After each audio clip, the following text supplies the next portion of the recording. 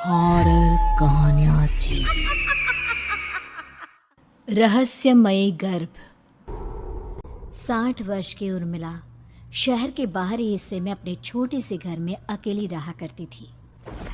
एक रात शहर में बहुत जोर का तूफान आया। जोर जोर से हवाएं और आंधी तूफान के साथ तेज बारिश होने लगी। उन आवाज़ों को सुनकर कोई भी घबरा जाता, लेकिन उर्मिला घर के सारे खिड़की दरवाजे बंद कर गहरी नींद में सो रही थी। रात के लगभग 12 बजे होंगे कि किसी ने उर्मिला के घर का दरवाज़ा खटखटाया। दरवाजे के खटखटाने की आवाज़ सुनकर उर्मिला की नींद खुलती है। आखिर इतनी रात को कौन आया होगा? उर्मिला जाकर दरवाज़ा खोलती है तो सामने लगभग 26 साल की बेहद सुंदर लड़की को खड़ा देख हैरान रह जाती है। कौन हो बेटा? और इतनी रात को इतने भयंकर तूफान में कहाँ भटक रही हो? चाची, आपने मुझे पहचाना नहीं? मैं आपकी दूर की रिश्तेदार शालिनी। अरे हाँ, बचपन में तुझे देखा था। इतनी जवान हो गई है, कैसे पहचान में आती? लेकिन तू यहाँ क्या कर रही है, और वो भी ऐसी अंधेरी तूफान भरी रात में? उर्मिला की बात सुनते ही शालिनी की आंखों से आंसू बहने लगे।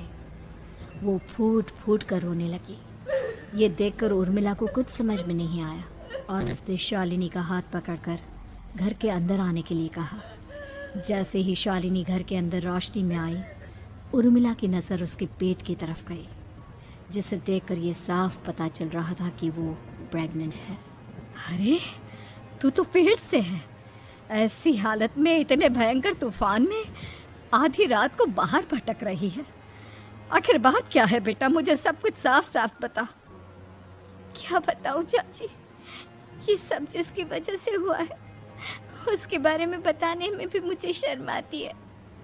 मैंने घर वालों की मर्जी के खिलाफ जाकर एक लड़के से शादी कर ली थी, पर वो शादी के 1 महीने बाद ही मुझे छोड़कर चला गया। छोड़कर चला गया का क्या मतलब? क्या उसके साथ कोई हादसा हो गया? नहीं, उसे कोई दूसरी लड़की पसंद आ गई और मेरी प्रेगनेंसी की खबर सुनते ही उसने मुझे बेसहारा छोड़ दिया। उसके बाद मैं अपने घर गई, लेकिन माँ पापा ने मुझे घर में कदम तक नहीं रखने दिया। तभी मुझे आपकी याद आई। कोई बात नहीं, कोई बात नहीं। तुमने यहाँ आकर अच्छा ही किया। एक काम करो, तुम आराम करो। वैसे भी ऐसी हालत में इतना घूमना फिरना और इस तरह आधी रात को बाहर भटकना ठीक नहीं होता। प्रेग्नेंट औरत को आधी रात को घर से बाहर नहीं निकलना चाहिए। बुरी आत्माएं उस पर अपना असर दिखा सकती है। और इतना कहकर उर्मिला ने शालिनी को एक दूसरे कमरे में जाकर आराम करने के लिए कहा। लेकिन जैसे ही शालिनी अपने कमरे में जाने लगी, अचानक से उर्मिला ने उसे रोक लिया। एक बात बताओ बेटा, तुम्हारा कौन सा महीना चल रहा है? पेट देखकर तो लगता है कि लगभग 6 महीने पूरे हो गए होंगे। उर्मिला की बात सुनकर शालिनी के होठों पर मुस्कुराहट आ गई। चाची जी, अभी सिर्फ 1 ही महीना हुआ है। शालिनी की बात सुन उर्मिला दंग रह गई। उसे समझ में नहीं आ रहा था कि प्रेगनेंसी के पहले ही महीने में शालिनी की हालत ऐसी क्यों थी। लेकिन फिर उसने बात को नज़रअंदाज कर शालिनी को आराम करने के लिए कहा और खुद भी कमरे में जाकर सो गई। अभी कुछ ही घंटे बीते थे कि अचानक से एक बच्चे के बड़े ही अजीबोगरीब बेढंगे तरीके से रोने की आवाज़ें उर्मिला के घर में गूंजने लगी। उन आवाज़ों को सुनकर उर्मिला की नींद फिर से खुलती है। ये अचानक बच्चे के रोने की आवाज़ कहाँ से आने लगी? उसने उठकर चारों तरफ देखा, पर वहाँ उसे कोई नजर नहीं आया। उर्मिला घबराते हुए शालिनी के कमरे में गई तो वहाँ उसे कमरे की दीवार पर एक बेहद खौफनाक साया नजर आया, जिसे देखकर उर्मिला बुरी तरह से घबरा गई। आखिर ये सब क्या हो रहा है?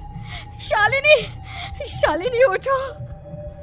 उसने जोर जोर से आवाज देकर शालिनी को जगाने की कोशिश की, लेकिन ऐसा लग रहा था जैसे उसकी आवाज शालिनी तक पहुंच ही नहीं रही थी। कमरे की दीवार पर एक बहुत बड़ा और बेहद डरावने दिखने वाले इंसान का साया और एक बच्चे के अजीबोगरीब ढंग से रोने और चीखने की आवाज़ें अब उर्मिला को ज़्यादा डराने लगी थी। उर्मिला को शालिनी की चिंता सताने लगी और उसने पूरी ताकत के साथ चीख कर शालिनी को आवाज़ लगाई, शालिनी।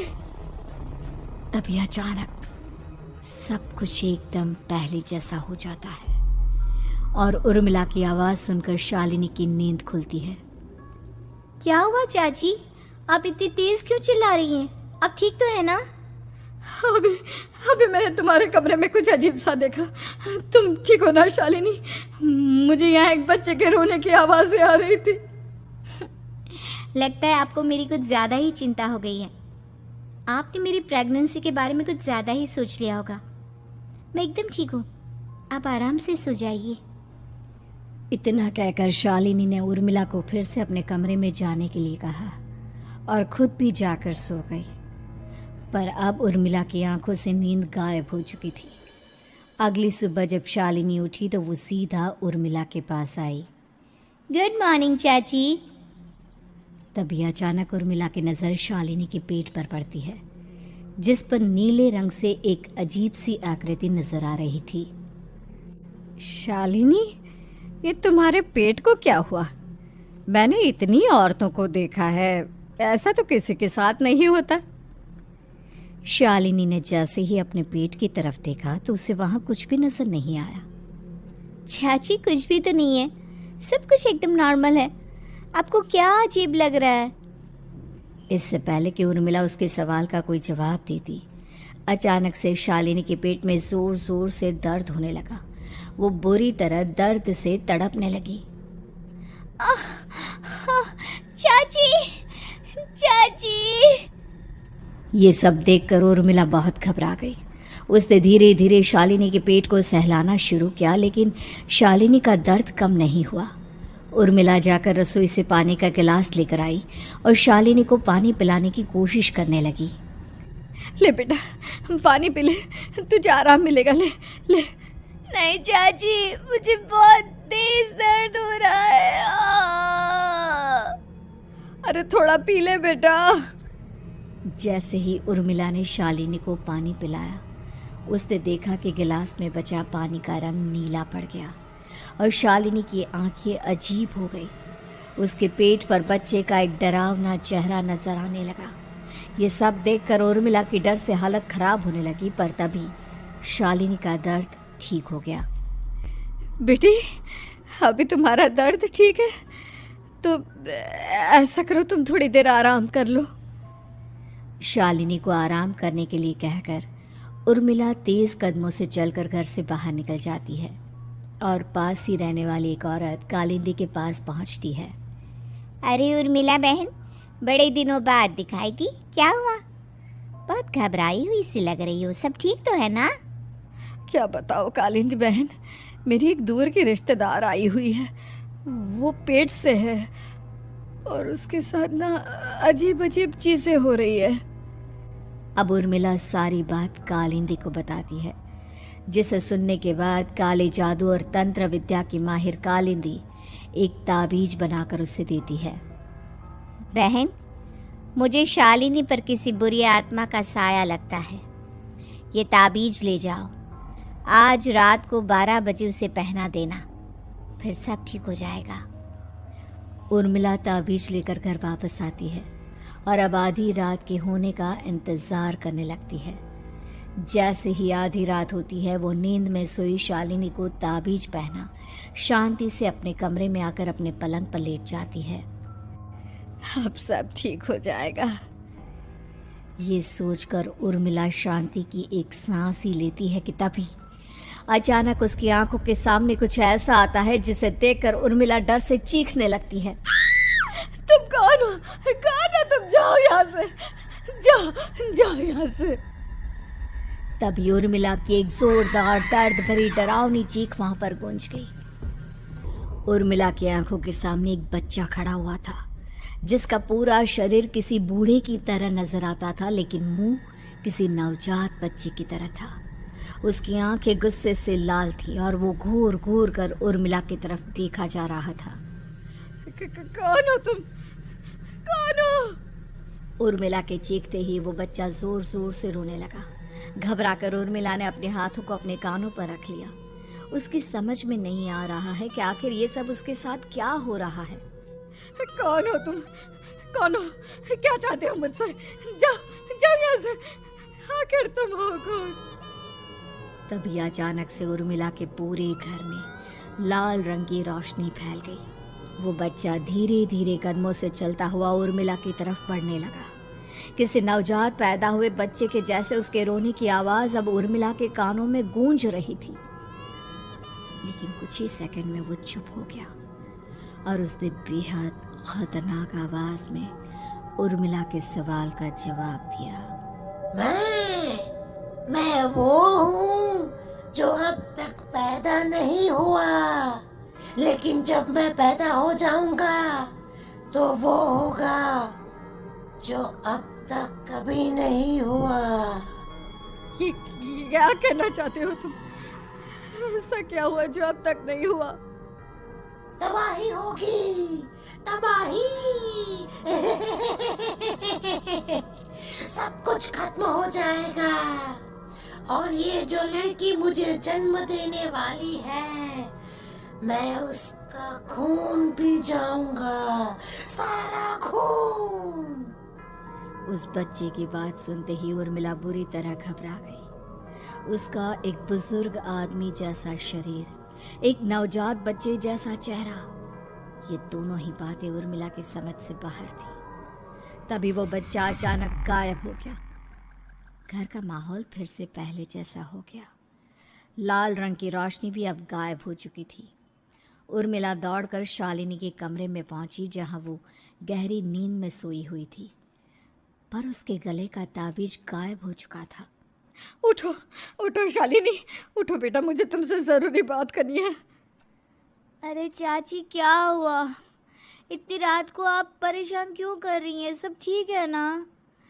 अभी जब तुम सो रही थी ना, तो मैंने तुम्हारे गले में एक ताबीज पहनाया था। कहाँ गया बेटा, बताओ मुझे। शालिनी ने चारों तरफ अपनी नजरें घुमाकर देखा, लेकिन वहां पर कोई ताबीज नहीं था। वह हैरानी से उर्मिला के चेहरे की तरफ देखने लगी। उसे समझ में नहीं आ रहा था कि आखिर उर्मिला किस ताबीज के बारे में बात कर रही थी। नहीं चाची, यहाँ कोई ताबीज नहीं है। लगता है आपने कोई बुरा सपना देखा है। मैंने कोई बुरा सपना नहीं देखा। खैर छोड़ो, तुम अब सो जाओ, कल सुबह बात करते हैं। डर और घबराहट की वजह से उर्मिला की आंखों से नींद तो जैसे बिल्कुल गायब हो गई थी। अगली सुबह उर्मिला बिना कोई देर किए गांव के बाहर एक छोटी सी झोपड़ी में रहने वाले बूढ़े पंडित के पास पहुंची। पंडित जी, मेरी मदद कीजिए। अरे आओ आओ उर्मिला, क्या हुआ? सब ठीक तो है ना? क्या बताओ पंडित जी, बहुत बड़ी मुसीबत है। मेरी दूर की एक रिश्तेदार लड़की पेट से है और उसके साथ बहुत डरावनी चीज़ें हो रही है। कल रात को तो एक अजीब सा दिखने वाला बच्चा मेरी आंखों के सामने आकर खड़ा हो गया था। ये तुम क्या कह रही हो? मुझे साफ साफ बताओ कि आखिर तुमने क्या देखा? उर्मिला ने अपने साथ हुई बीती रात की पूरी घटना पंडित जी को बताई, जिसे सुन पंडित जी के माथे पर चिंता की लकीरें उभर आई। अनर्थ होने वाला है, अनर्थ। बरसों पहले भी उस हैवान ने एक लड़की के पेट से जन्म लिया था और उसके बाद उस शहर को पूरी तरह से तबाह कर दिया। कैसी विपदा पंडित जी, कैसे बात कर रहे हैं आप? बताइए मुझे, और इसका उपाय क्या है? इसका उपाय तो है, लेकिन बहुत कठिन है। हो सकता है कि उस उपाय को करने के दौरान तुम्हारी जान भी चली जाए। मुझे मेरी जान की कोई परवाह नहीं, पर आप जिस तबाही के बारे में बात कर रहे हैं, बस वो नहीं होनी चाहिए।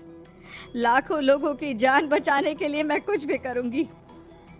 तो ठीक है, मेरी बात ध्यान से सुनो।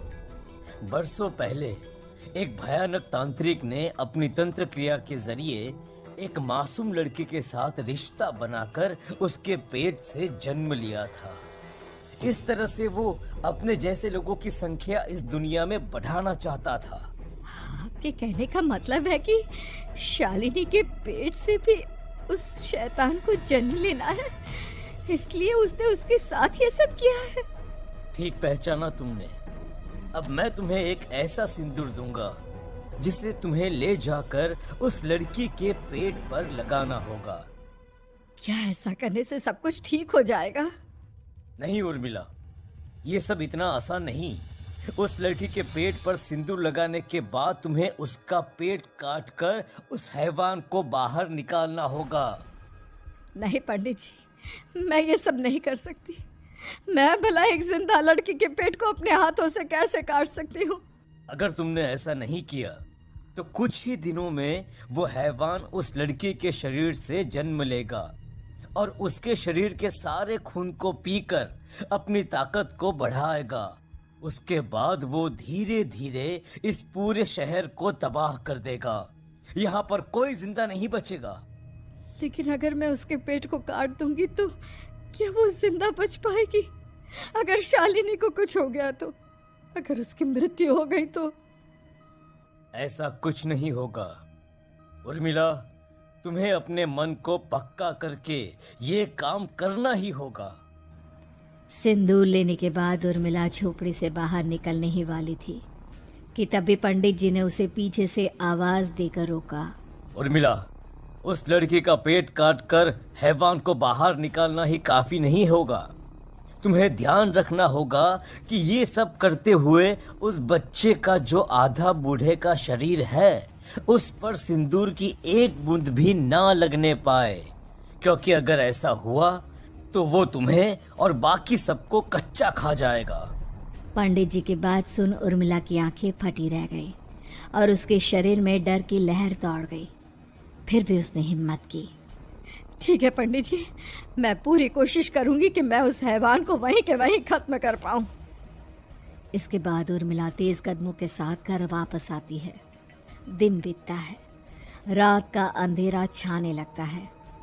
शालिनी खाना खाकर सोने चली जाती है और उर्मिला लगातार उसके गहरी नींद में सो जाने का इंतजार करने लगती है, जिसके बाद उर्मिला दबे कदमों से शालिनी के कमरे में पहुंच गई। मुझे ये करना ही होगा। अब उर्मिला ने धीरे धीरे शालिनी के पेट पर पंडित जी का दिया सिंदूर लगाना शुरू किया। उर्मिला के हाथ बुरी तरह से कांप रहे थे। उसके एक हाथ में चाकू था जिससे वो पेट काटने वाली थी। उर्मिला ने एक नज़र शालिनी के चेहरे की तरफ देखा और फिर डरते हुए उसके पेट पर चाकू चलाना शुरू किया। कमाल है, मैं इसका पेट काट रही हूँ और ये आराम से सो रही है। इसे दर्द नहीं हो रहा क्या? तभी अचानक उर्मिला के कानों में बच्चे की रोने की आवाज़ सुनाई देने लगी। उसने घबराकर चारों तरफ देखा पर वहाँ पर कोई नहीं था। बस रोने की आवाज़ लगातार आ रही थी। उर्मिला बिना रुके लगातार शालिनी के पेट को काटती रही। उसे इस बात का भी ध्यान रखना था कि सिंदूर बच्चे के बूढ़े आदमी वाली शरीर के हिस्से पर ना लगे। कुछ ही देर में वो हैवानी बच्चा उर्मिला के हाथों में था। उसने बड़ी ही सावधानी से उस बच्चे को बाहर निकाला और पंडित जी के कहे अनुसार उसे घर से दूर जलाने के लिए ले गई। पर तभी उसके सामने वही बूढ़े शरीर और बच्चे के चेहरे वाला बच्चा आ गया। अपनी गोद में और सामने भी बच्चे को देखकर उर्मिला हैरान रह गई। मुझे मारोगी? मुझे इतनी हिम्मत कैसे आ गई तुम्हारी? तुम पैदा नहीं हुए हो और मुझे पता है जब तक तुम्हारा जन्म नहीं हो जाता तो मुझे कुछ नहीं कर सकते। इतना बोलते ही उर्मिला तुरंत उस बच्चे को घास के ढेर पर फेंककर उसमें आग लगा देती है, जिसके तुरंत बाद वो बूढ़े आदमी के शरीर और बच्चे के चेहरे वाला अजीब तांत्रिक का भूत भी वहां से गायब हो जाता है। कुछ देर बाद उर्मिला घर पहुंचती है तो वो ये देखकर हैरान रह जाती है कि शालिनी का पेट अपने आप जुड़ चुका था। शुक्र है भगवान का और उन पंडित जी का, अब सब ठीक हो जाएगा। सुबह शालिनी सोकर उठती है तो अपना पेट देख पूरी तरह घबरा जाती है। चाची, चाची ये सब क्या हो गया? मेरा पेट अचानक कम कैसे हो गया? मेरा बच्चा कहाँ गया चाची? बेटी, वो बच्चा नहीं, एक खतरनाक तांत्रिक था जो तुम्हारी कोख से जन्म लेकर सबको मार देना चाहता था। वो पैदा होते ही तुम्हारी जान भी ले लेता, इसलिए मैंने पंडित जी के बताए उपाय से उसका खात्मा कर दिया है। अब सब ठीक है। शालिनी को उर्मिला की बात समझ में नहीं आती, जिसके बाद शालिनी को पूरी बात उर्मिला आराम से समझाती है। अब वो दोनों ही भगवान का शुक्र अदा करती हैं और एक साथ रहने लगती हैं।